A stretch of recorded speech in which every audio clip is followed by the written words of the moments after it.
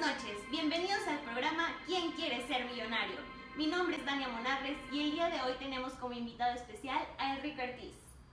Buenas noches, Enrique. ¿Qué tal? Buenas noches. Nuestro tema de hoy estará enfocada a política monetaria por el autor Lorenzo Bini Esmaña. Hay dos dimensiones para el problema de objetivos de inflación. El primero hace referencia a la capacidad de las metas de inflación para garantizar la estabilidad de precios, lo cual puede conducir a burbujas inflacionarias que, si se revientan, llevan a desequilibrios en los precios y además no considera el mercado financiero. Y la segunda hace énfasis a cuando ya explotaron estas burbujas, es decir, la tarea sucia en la que nos estaremos enfocando esta noche. Vamos a iniciar por 250 pesos. ¿Por qué? Si inflación targeting ha logrado mantener bajas tasas de inflación, la economía no crece. Aquí están tus opciones, Enrique. El modelo usado actualmente es totalmente correcto, pues considera el sector financiero. Tener una baja tasa de inflación no tiene que ver con el crecimiento económico. Cuando se tiene baja tasa de inflación hay desempleo. El modelo usado actualmente no es totalmente correcto, pues no considera el sector financiero. Respuesta D. Debido a que mantener la inflación baja es una de las características que se deben de tener para que se propicie un crecimiento económico, pero no es lo único que se debe de tener.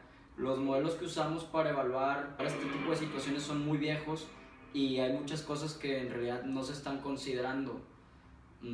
Por esto mismo hay que mejorar nuestros modelos para saber de manera más certera cómo poder tener un crecimiento económico. ¿La opción D? Sí. Vamos a ver si es correcta. Sí, es correcta. Felicidades. La pregunta número 3 para continuar con el tema. Tomando en cuenta la teoría keynesiana de 1960, ¿cómo se considera a los agentes económicos? Inteligentes, ingenuos, inocentes, buenas personas. Piénsala bien.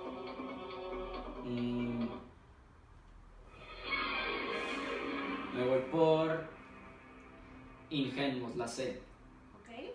Esto es debido a que en la antigüedad las expectativas racionales en los agentes económicos pues no existían, no se tomaba en cuenta esto y se consideraba que estos mismos no reaccionaban ante la política monetaria.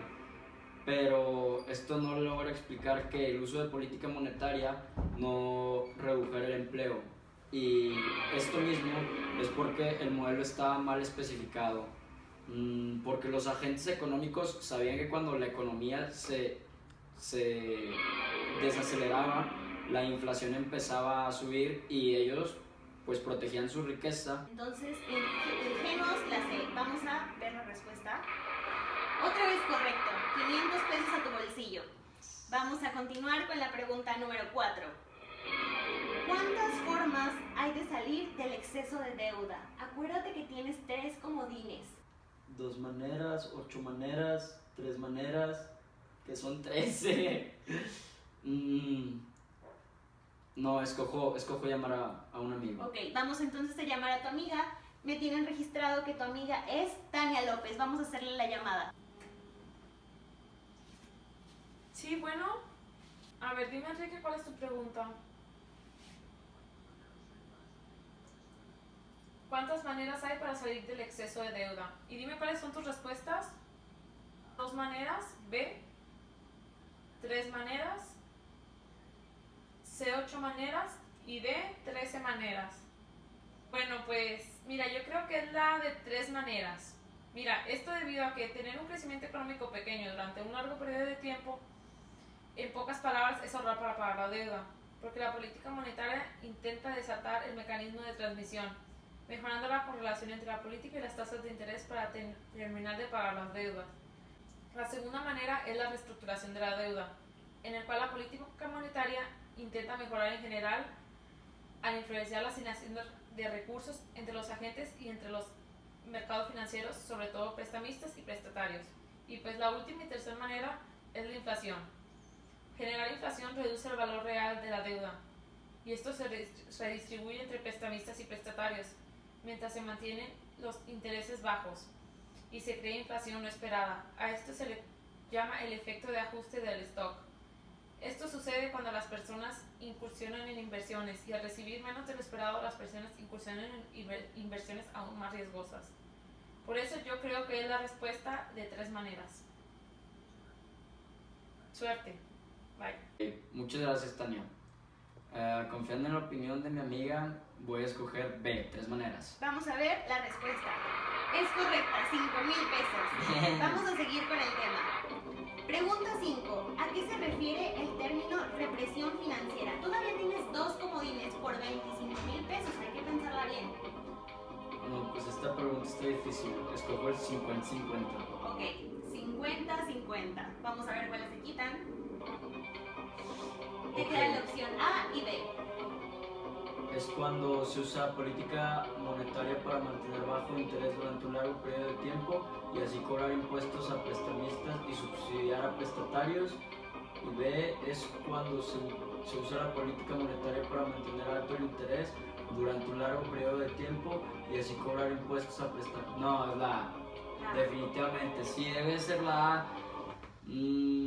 Ya sea directamente haciendo que se tomen las pérdidas de capital o indirectamente tomando las pérdidas acumuladas por el Banco Central. Esto solía usarse mucho en los años 60 cuando se utilizaba de que los viejos modelos, sobre todo porque para intentar jugar con el prestamista, al menos durante un tiempo en lo que se daba cuenta de que pues esto era casi una estafa por el Banco Central, pero de hecho es una muy buena manera de salir de una crisis, porque con esto mismo se estimula el empleo, pero volvemos al mismo punto de antes, o sea, los agentes económicos no son ingenuos, no lo son ahorita y no lo eran antes, y esto hace que la política monetaria termine por no funcionar, porque quien más se protege contra este tipo de represiones financieras son los prestamistas, porque son los que más saben del mercado. Y antes de que siquiera empiece la crisis, ellos ya se deshicieron de sus activos y esto desestabiliza el mercado. Ok, entonces tu respuesta es A. perfecto, vamos a ver. Correcto, 25,000 pesos. Vamos a continuar con nuestra siguiente pregunta, que dice, ¿qué sucedió del 2005 al 2007 con la precrisis? Te queda un comodín, Enrique. ¿Quieres aprovecharlo para ganar 250,000 pesos?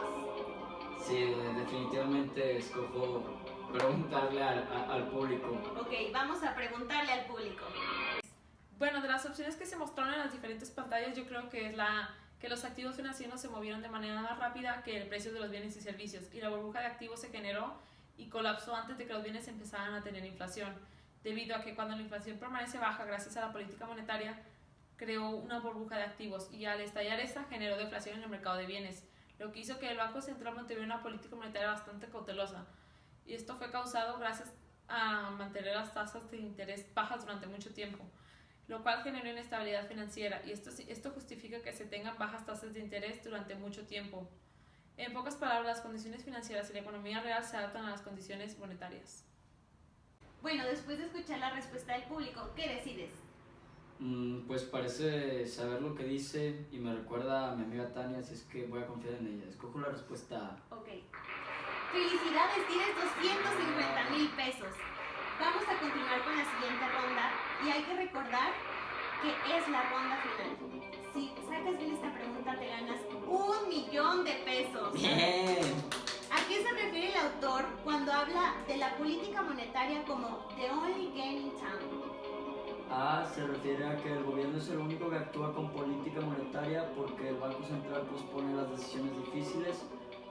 B se refiere a que el Banco Central es el único que actúa con política monetaria porque los actores políticos posponen las decisiones difíciles y solo actúan como último recurso cuando ya está casi todo perdido. C, a los distintos agentes económicos. D se refiere a que nadie actúa con política monetaria cuando se presenta. Voy con la respuesta B, porque las políticas macroeconómicas normalmente son vistas por separado. El problema es que cuando la política monetaria se intenta centrar en el crecimiento, otros instrumentos de la política tienen restricciones ya sea financieras o políticas. y termina siendo utilizada para solamente estabilizar precios.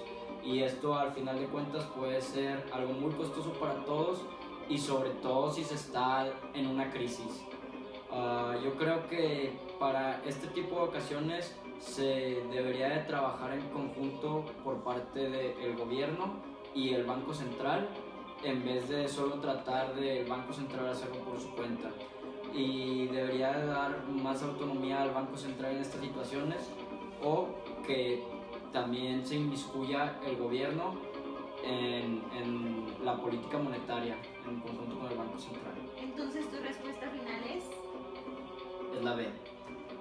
Ok, estoy más nerviosa que tú. 1 millón de pesos te puedes llevar hasta tu casa. Vamos a ver. ¡Felicidades! 1 millón de pesos a tu bolsillo. Cuéntanos, ¿qué vas a hacer con tu premio? Pues se me hace que me va a pagar una carrera en economía en la UDEM. ¡Wow! ¡Felicidades! Muy bien.